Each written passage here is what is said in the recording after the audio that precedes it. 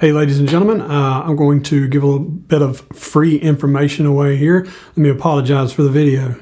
You'll notice that most of my videos that I've done in the past they're not polished at all. There's no flashy intros, there's no music, there's none of that stuff. But I do try to give good content. So if you want some good content, watch my videos. If you're looking for flash, if you're looking for production value, not so much. It is what it is. So not taking the time to do that crap. I'm just going to give you information.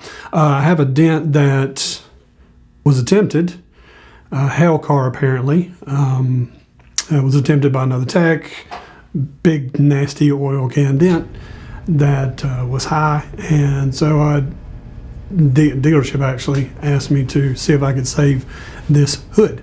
It looked absolutely horrific, as you're going to see right here. And so we took this on and decided we were going to have to shrink this metal because it is stretched. So here it is. Let's watch and see what we have here in store for today's project. And so let's see what we can do. I'm going to use on this repair, I'm going to use the Power PDR Box, which shrinks metal, and a soft dolly, a lead shot bag, a steel metal dolly, and sharp tools, only sharp tools. Need sharp tools to gather metal that has been stretched. You can argue with me on this, and hey, you may be right, but this is the method that I use. Now the Power PDR Box, you can see right here how this thing, or you're not seeing how it works, but you're seeing it in action. This thing, I don't know how it works. Basically, I've been explained before. It's not in my memory bank exactly how it works. I just know that it shrinks metal. And you see the arcing here. I use really high settings myself. I want to shrink this metal quickly and dramatically or sharply, however you want to say it. I'm going to do all I can to get it up and unstretched as quickly as possible, but you do have to be very careful in these instances because you can cook the paint. We don't want that. So you got to be very quick on your strikes and shrinking it. You can use less heat, but it's going to take longer, and your strikes, you're going to have to hit on top of each strike a little more each time. One strike is not going to do it. So let's go to pen and paper here and see how exactly I do this. I could take a video of me doing the entire repair, but that would be incredibly boring and it would be hard for me to explain. I can explain it on pen and paper a lot better. So let's go there and see what we're talking about and how I do that. This mic is really close to me, so I'm going to speak low. Hopefully it will pick up everything and I can adjust it in the settings. So to begin with, in the very beginning of the repair, instead of working it first, you got this crazy sharp dent, right? Now, I was not able to do what I'm about to tell you on the repair that I just did because it had already been worked. But I will do everything I can to explain it to you how I would normally start it. So what we've got there is a terribly drawn stretched metal. Doesn't matter, the principles still apply. What I'm going to do to start this thing, instead of pushing to begin with, I'm going to use the Power PDR Box right away. I'm going to grind away the paint in a bigger area than this, and of course that's way more stretched than would actually be in any case in real life. But I'm going to grind it away, and I'm going to make several strikes right in the center of this dent. So if we're looking on it from the top, let's say that's the dent, right? Total affected area. And then the stretch part, we're going to call it that big. The stretch is going to vary depending on what the damage is. I'm going to put strikes right in all of that little area, 15, 20 of them. And you're not going to see anything really happen, to be honest with you. If you can, you've got better eyes than I do. You're not really going to see anything happen. So, what you've got to do is you've got to put these strikes in there first. You don't have to. This is the way I do it. And I do believe it takes some of the stretch out to begin with. And then what I'm going to do is I'm going to work it with sharp tip tools, again, in the very center. So my silver marks are the Power PDR Box. My black marks are pushing with a very sharp tip tool. And I'm going to try to get that thing up by putting a whole lot of pushes in a very small area. I'm not coming out here any. I'm going to stay in the center, and this thing is eventually going to fold up. If you use a soft tip tool of any kind or a broad tip tool, this thing's just going to fold up. Before you do any movement of metal, really, the thing's going to fold up and you're going to have a volcano, much like the one you saw in the beginning of the video. They did use sharp tip tools, but they didn't use them correctly, and I do believe that a soft tip was used to begin with. So sharp tip tools get it up, and you're going to get it to a point where it's oil canning, but you've gotten it as flat as you can possibly get it before you move on to using the Power PDR box yet again.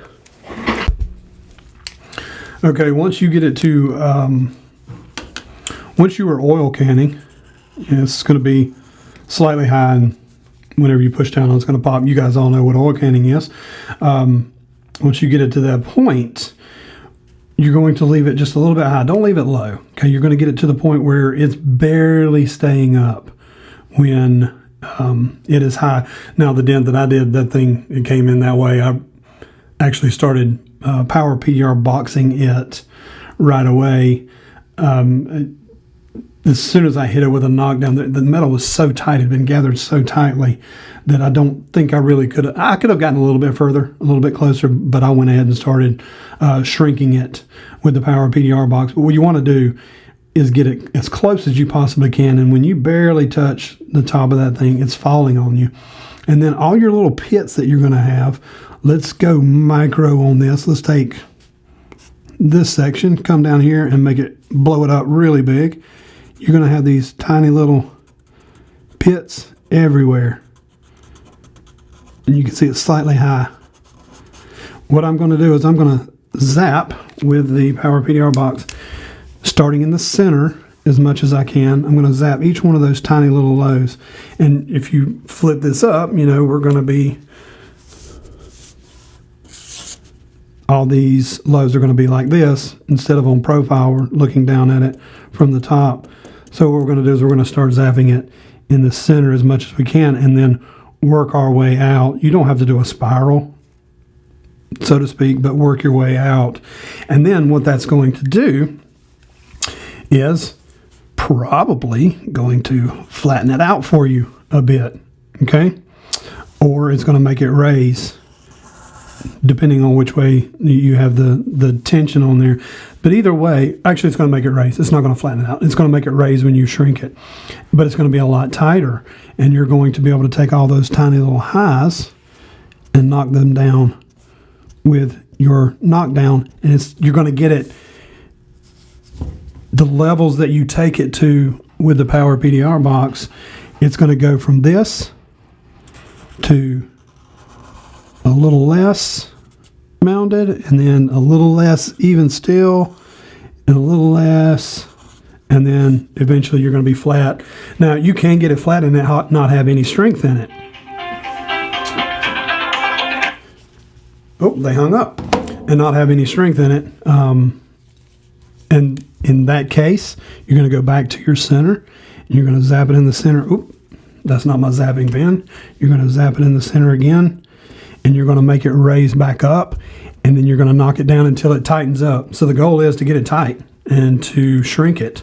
That goes without saying, but if you get it flat and it's still very weak and it's falling too easily, you're just going to have to repeat the process.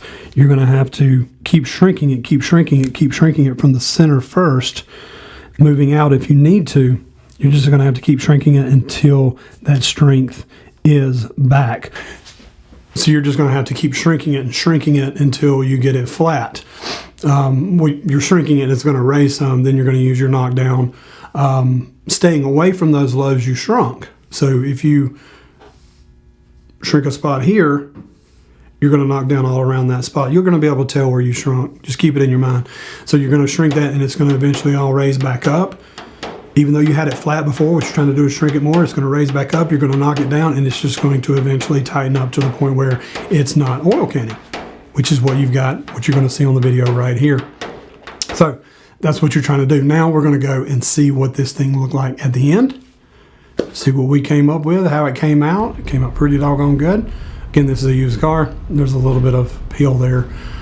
Heavy peel, I guess you'd call it. But these cameras are crazy This camera's crazy high def, so it shows up a lot, but it looks good. You'll see here in just a second.